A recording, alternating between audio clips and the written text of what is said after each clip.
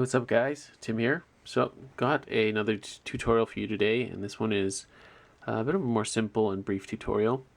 So this is how to make a paracord kind of key holder, or kind of a key lanyard. It's just a different way of attaching your keys to your keychain, and it's very simple. Just uses the basic cobra stitch, and I think it's a pretty interesting and fun way to carry your keys. So with that said, let's get to the tutorial. Alright, so getting into the technique, I've got everything I need to make my paracord key holder. So I've got about 2.5 feet of just black paracord. I've got 1.5 of red, and I've got my Night Eyes S-Beaner. You can use any S-Beaner or carabiner you have. Obviously my key that I'm attaching the paracord to, and also you can use a key ring if you don't have S-Beaner or anything else. But I'll be using this. Okay, so first things first, you don't need this just yet. You will take your paracord, okay, kind of double it over and find the middle point, and then you're going to feed the two ends of the paracord into the keyhole, or the hole here, little slot at the end of your key, just like that. See? Right through. Then we're going to bring a little bit of it through, and then we're going to feed it through the loop here that you're making here, and then just pull it taut, kind of like just a simple slip like that. Okay, so as you can see, yep, it's kind of just doubled over through there, right? So that's going to be your kind of end point. And then to start, we're going to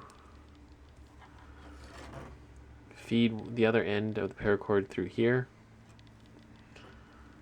and then from here you're going to figure out exactly how much length you need, how long you want to make your paracord key holder. So I'm going to go for about a couple inches, maybe almost 2 inches, 2.5, 2.25. Okay, and then from there we're just going to do the basic cobra stitch. Okay, so you've got one strand on each side. I'm going to take one across like that. I'm going to put the right strand underneath, and then we're going to feed this right strand underneath through this hole right here. Okay, I'm going to put that behind everything.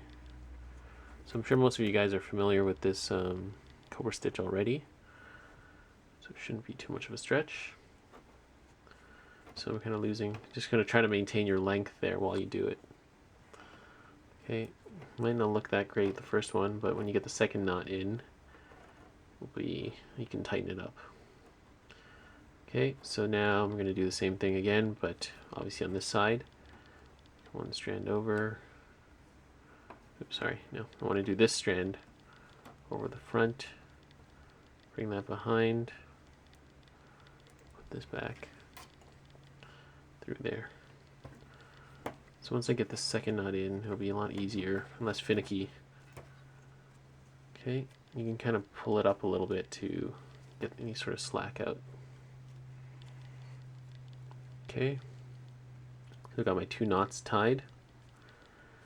So, and again, just a quick reminder, the best way to stay on track with this knot is whichever side you see this little vertical slot or vertical knot facing down, you want to lead with this one. So that means you're going to put that one over the front like that. You're going to put this one behind, then you're going to put it through here like that, and you'll tighten.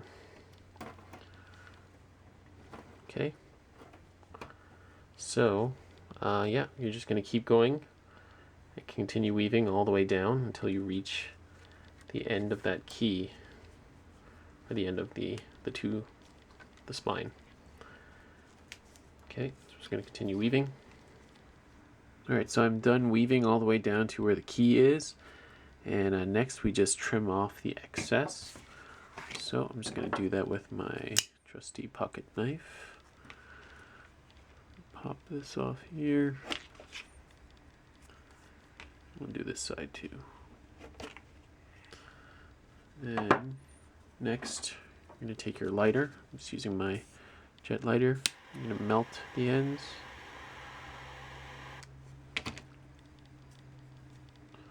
Be careful when you're doing that because the paracord can get very hot.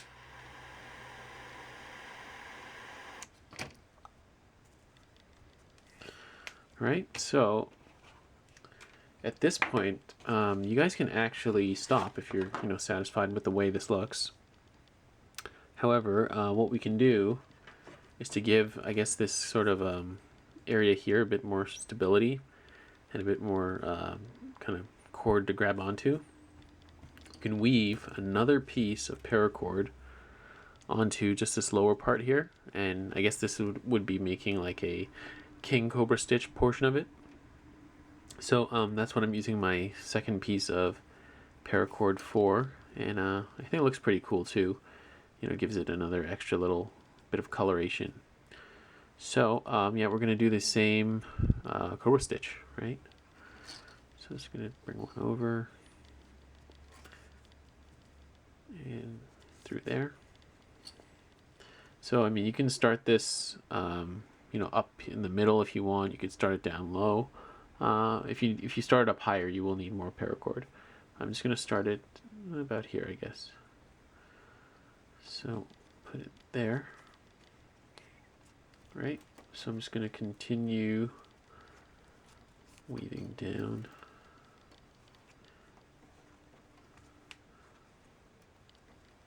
I'm gonna make my way all the way to the part that meets the key. Alright, and there you have it. We're finished.